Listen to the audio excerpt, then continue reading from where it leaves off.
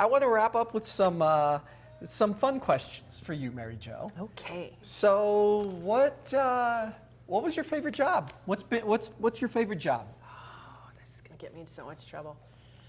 Bartending. Cool. I loved bartending. It was a moneymaker for me when I was starting my hairstyling career about 150 years ago. And it was a real working man's kind of bar. Mm-hmm. And I, quick study, could remember whose drinks were what, and what I was able, the functionality of what I did for serving drinks, I could handle that with not using the whole capacity of my mind, body, and spirit. So singing concerts into a beer tap and having the joke that nobody's heard yet was really what I was doing.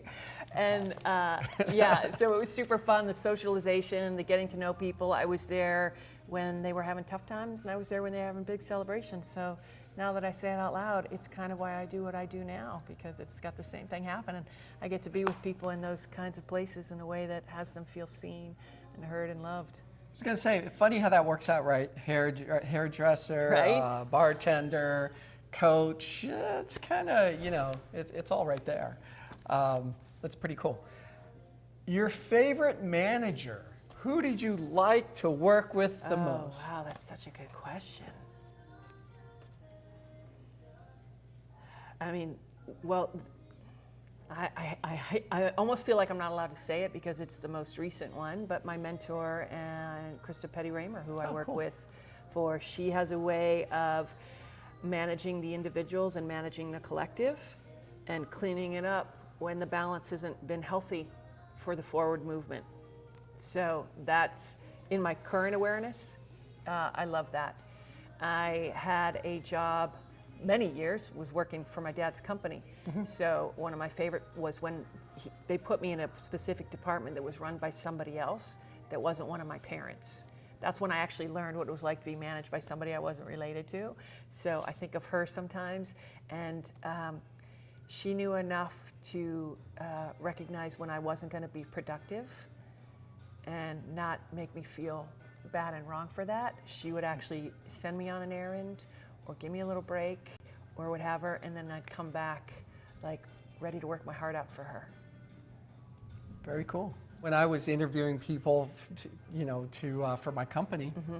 work for me, I would say, talk to me about your favorite manager. And literally, listen for the traits and, hear that. Because they'll talk about the manager, but you'll learn what they value. The person, yeah. Yeah. It's about the person. Because if this is the manager, because that just told you something like somebody recognized me as an individual, that's important to me, to somebody that's going to manage me. Mm-hmm. Totally. That's so great. Right? Last question. I was trying to figure out if you're a sci-fi fan. That's why I asked you a Doctor Who question.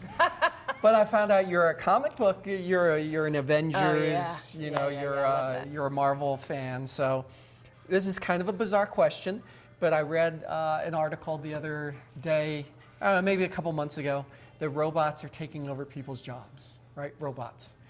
So that being said, we see the workforce as it is now.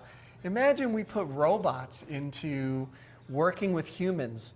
What does that look like? What's your opinion on that? What does that look like? Are we talking like Terminator stuff? Or are we talking about maybe things? Well, God, you asked me that question. It's going to tell me where I am the way I want to answer it. Because if I am in a halt situation or I'm compromised, I'm going to be completely petrified that robots are going to win and take over and take away from humanity, instead of what they truly are supposed. Their purpose is to support humanity.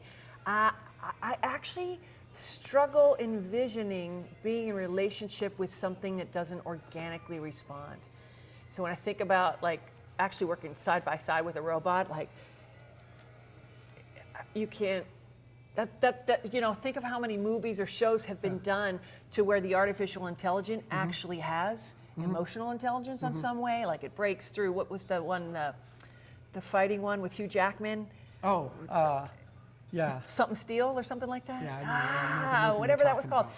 So, the robot suddenly has a heart, and we resonate to that because even when we think about how much they could improve our lives, we actually don't want to connect with something where we can know what the answers are going to be before they come. We like that wild card. We like that about relationship and working with people or living with people or relating to people. So I gotta say, like, I don't believe artificial intelligence will ever win out over emotional intelligence.